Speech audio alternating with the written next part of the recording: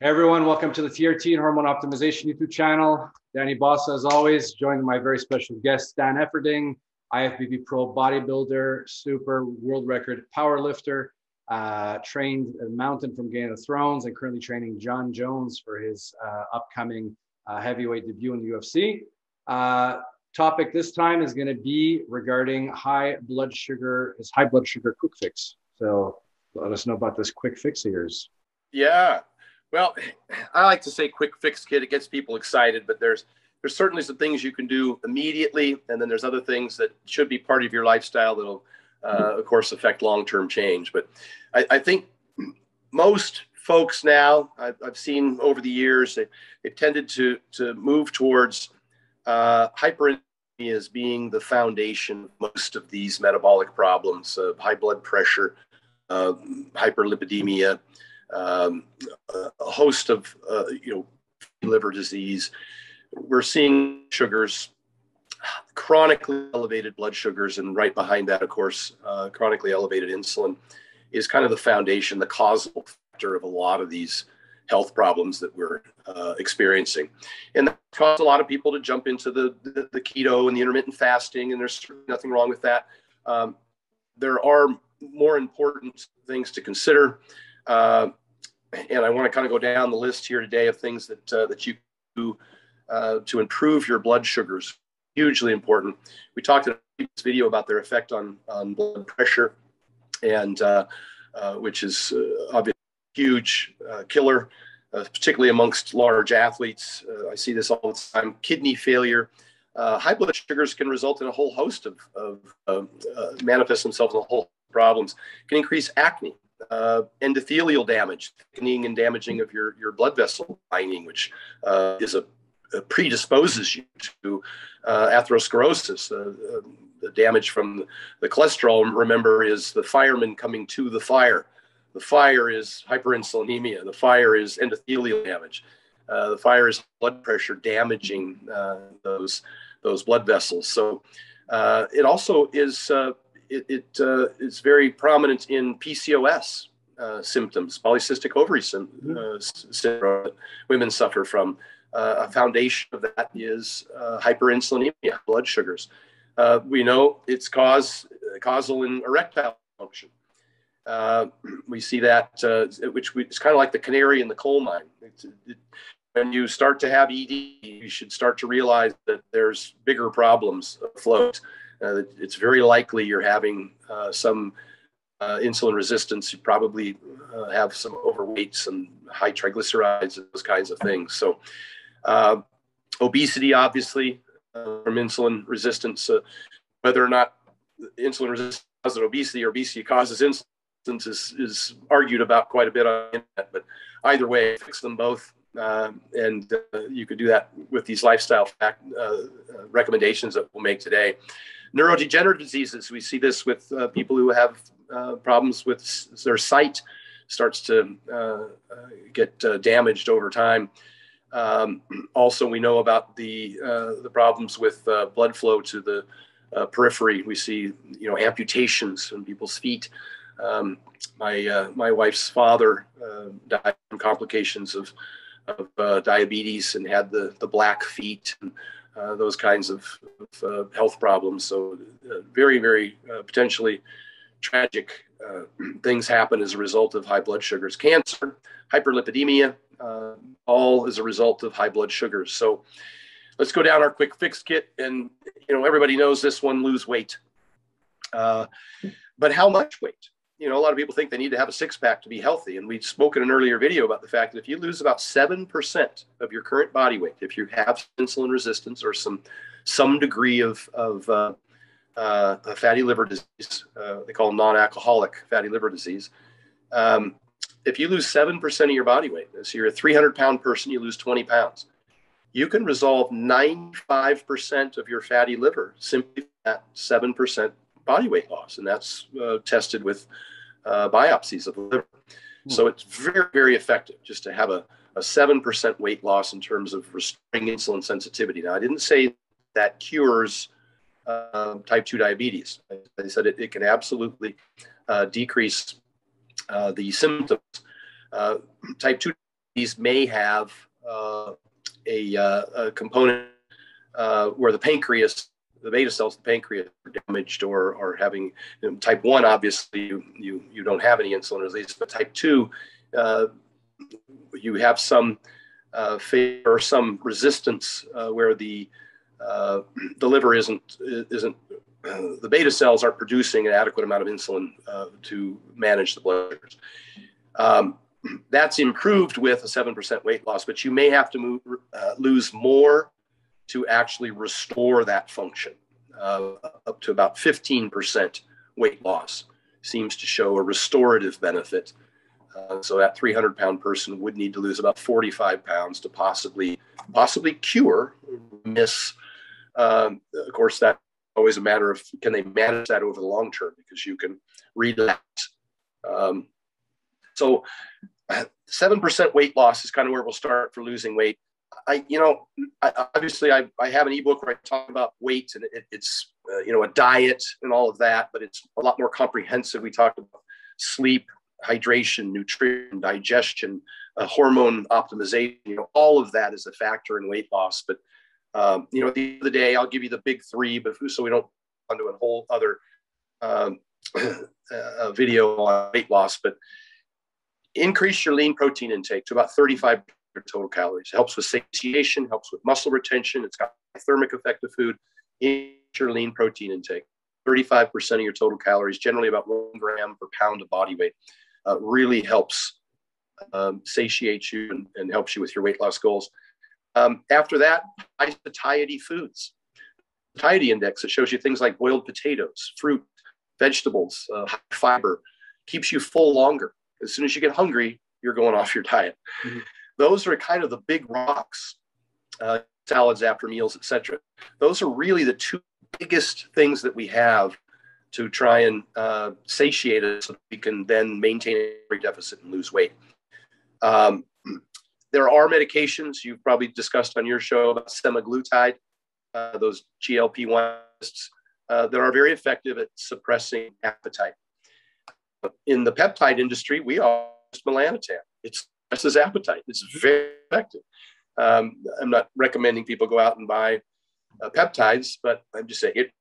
And then the derivative of melanotan, the one for melanotan that melanotan gives you a libido effect. I even have some. I tried a little bit and I was nauseous. Nauseous. I'm flying a blank now. Yeah, it'll come to me. Many things on my head, but I still have a bottle left in my fridge. Yeah, but nonetheless, PT 141. PT 141. Now, PT 141 was approved by the FDA for women's libido. I think they call it Vyvanse or something like that. I don't know specifically. And it increases women's libido. It may also suppress appetite. The problem is they charge $1,000 for a bottle, which only lasts about a month. And then their recommendation for dosage is to take 1 milligram, which will make nauseous. And so out here in the environment where we actually use stuff effectively, we recommend 0.25, 1/4 of a milligram on a daily basis. And it's kind of like tadalafil, 5 milligrams. Taking 30 milligrams 2 hours before sex is what used to be recommended. But you get the similar effect, libido effect, without the side effects, without as extreme side effects, just from doing the 5 milligrams a day, like we discussed in the previous video. Yeah. So similar thing for the PT 141, which is a peptide that's available on most of these research sites for like $40. Yep. Use 1/4 of a milligram a day, have a dramatic effect on appetite suppression. And, I hate bringing it up, but things like semaglutide, which another $300 or $400 a month cost for a weekly injection, very effective for suppressing appetite.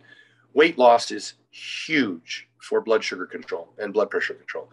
95% of health benefits are realized simply from weight loss itself, irrespective of diet. And I sell a diet, but I also talk in one of my rants about what's the best diet, and in my obesity rant about the fact that even the McDonald's diet, when maintaining a calorie deficit and walking daily, results in weight loss. All of your blood markers are improved. Your blood pressure goes down, your blood sugar goes down, your lipids go down. All your cardiovascular markers on your blood test go down. They improve. So I always say, what's the best diet? The one you'll follow. Now, I don't recommend a McDonald's diet because I'm obviously think that satiation is a huge component for long-term compliance. And McDonald's diet doesn't lend itself very well to satiation. So that's why I'm leading with satiety, appetite suppressants, if necessary. I started with high protein, high fiber, high satiety foods, and then, hey, these work too. Weight loss is that important for people with hyperinsulinemia and high blood pressure that I'm willing to recommend medical intervention in order to reach those goals, because the alternative is much worse. So lose weight, number one on the list. We talked about maintaining a calorie deficit. Some people like to do time-restricted feeding. Some people like to do, eliminate carbs and do keto. It's really a matter of personal preference. Whichever one keeps you satiated, that allows you to be compliant long-term. I say compliance is the science, a term I coined some years ago. The single most important thing. Let's talk about, I mentioned protein. Is eating protein first helps with postprandial blood sugar control. Eating the protein first in the meal, and then the carbs after, or whatever your other food items are. You choose whether it's fruit or vegetables, or even potato or bread or rice, whatever it is. That all can be part of a healthy diet, as long as you can maintain a deficit. But eating protein first seems to have a pretty significant effect. Also, and I already mentioned eating high protein. It seems that eating breakfast, of all things, because I know everybody likes intermittent fasting and they talk about skipping breakfast, but eating breakfast can result in a lower postprandial glycemic response in subsequent meals. So that seems to be a benefit as well. And I'm not saying that intermittent fasting doesn't work. What I'm saying is that if blood sugar control is your goal, skip dinner instead of breakfast is what the recommendation would be, and eat a high protein breakfast. We know from the largest study, the Weight Control Registry, the largest study on weight loss, over 10,000 participants who had lost over 60 pounds and kept it off for more than 5 years. 78% of them do eat breakfast. And this is not an indictment on intermittent fasting. So I'm just saying that if you're looking at successful behaviors, eating breakfast is certainly a viable option. There are some potential benefits to it. It also might be a benefit for sleep cycles, to get up in the morning, get exposed to light, and eat breakfast, and then maybe eat a lighter dinner, or skip your dinner if you want to do intermittent fasting.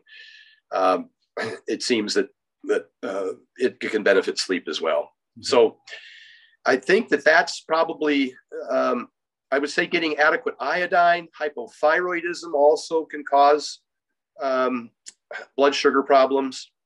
The CPAP, as we mentioned in the previous video, can be important. If you have sleep apnea, that causes insulin resistance. In as little as one night before sleep, my co-author on my book, The Vertical Diet, is Dr. Damon McCune, who's a registered dietitian and a PhD from UNLV. He was an instructor there, head of their dietetic department. His master's thesis was on IGF-1 and the impacts of sleep on reducing insulin sensitivity. So sleep is huge for insulin sensitivity as well. I mentioned the 10-minute walks in a previous video. Did we talk about those here under blood sugars yet? No. Let's cover it. In the previous video, I talked about the fact that taking a 10-minute walk after each meal is twice as effective as metformin for delaying or reversing type 2 diabetes. And metformin is the #1 prescribed medication in the world for type 2 diabetes. Taking a 10-minute walk after meals is twice as effective. It blunts both the peak glucose spike and duration of elevated glucose in your bloodstream, which therefore reduces the area under the curve for the insulin response to that. So that is something that I throw into all of my clients, both for exercise, for digestion, blood sugar control. It's sustainable. You can do them anytime, anywhere. And yes, an elliptical or recumbent bike in your living room in front of the TV works just as well. And no conversation about high blood sugar would be complete without talking about muscle mass, about lifting weights. Muscle is a sink for glucose, and it will absorb sugar from the bloodstream without the need of insulin. So I actually like to put my carbohydrates around training, so they'll be utilized by my muscles with less insulin spike. And so that's another strategy to use. We discussed in a previous video about blood testing for blood sugars. If we haven't discussed that here already, I should repeat that getting a fasted glucose and an HA1C is not an accurate indicator of your insulin resistant status. Those numbers can stay normal or in the normal range for a decade or two while you have hyperinsulinemia. You'll need to get a blood test for fasted insulin and triglycerides. Those are better, we call leading indicators of insulin resistance. And ideally, an oral glucose tolerance test where you take a shot of glucola, of sugar drink, and then at 30, 60, 90, and 120 minutes following that, you get both blood sugar and blood insulin test to see how high your blood sugars are and how your insulin responds to that. And that can give you a good idea if you're having some resistance. Having said that, all the lifestyle factors are the same. If you don't have the time or energy or the resources or the doctor to do all those things for you, you can still implement everything that we discussed today to manage your insulin sensitivity. Well, did I leave anything out there? Not that I can think of. I did have one question for you. So my wife trains actively and she's pre-diabetic, has never had to take insulin. It got worse during pregnancy. She completely controlled it with diet. She worked actually very closely with Eric Serrano. I spoke to him yesterday and mentioned your name, and he says that you guys kind of know each other. You haven't really spoken, but so she's controlled it with diet. So her issue now with the training is she wants to raise carbs for that performance and for the added muscle mass, but then she's afraid of the blood sugar. So she's curious, what would a pre-diabetic do who was actively training? Or what do you have any clients that are pre-diabetics that are actively training? Do you have any tips for them? Yeah, I have diabetic clients who can eat carbohydrates before they train and reduce their insulin intake to say probably 5 IUs a day because they have a pretty aggressive training. And there was some research done on this as well, where they had type 1 diabetics who after each meal would do a Stairmaster for 20 minutes. I know it's pretty aggressive, but they were able to manage their type 1 diabetes with less than 5 IUs of insulin a day. So the exercise is the key component. What I might do, because I'm a big fan of carbs around training, not just because it can increase your performance, but because it can also decrease muscle tissue breakdown. So you have less delayed onset muscle soreness. I don't know if she's experienced that from a low carb diet. She might have more soreness after training. Yeah, you can mitigate that by having the glucose during the workout or immediately thereafter. It would have a much lesser impact, and particularly hypertrophy training. It was interesting. Dr. Ben Bickman, I had him on my podcast some time ago, and he does a lot of work in the insulin space. He talked about a study where reducing carbs was more effective than HIIT training, but the HIIT training was every other day. And I mentioned how important it was to get that postprandial exercise. The 10-minute walk post-meal was far more effective than the 30 minutes of HIIT training or whatever 3 times a week. So when you do it matters, and then how much muscle you use, particularly the lower body. There's not nearly as much benefit for upper body training as there is for lower body training. The glutes and the quads obviously being the largest muscles in the body. So what my recommendation would be is that I would go to the workout, start training, and about 10, 15 minutes into training, I would start sipping on a drink. I like the drink to be a mix of glucose and fructose. For this reason, fructose doesn't spike insulin nearly as much as glucose. It's absorbed twice as fast because of it's absorbed in both through the liver and through the small intestine. There's good research for that I put in my book that shows that you can increase the absorption rate of a post-workout carbohydrate refuel by putting 2 sugars in there. Dr. Sandra Godick from the Heat Institute does this with her clients as well. And then adding a little bit of salt to that actually increases the absorption by another factor, up to 3-fold, 3 grams a minute instead of 2 grams a minute. And adding a little bit of caffeine to that makes the absorption rate even a little faster. It's like 100 milligrams.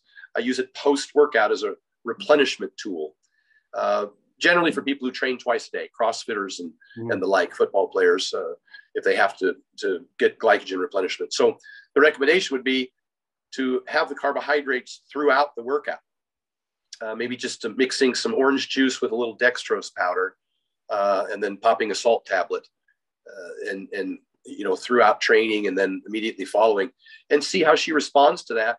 The only real way to know, unless she's pretty in tune with how she feels in terms of energy levels, would be to use to get a patch and test the continuous glucose monitor, the CGM.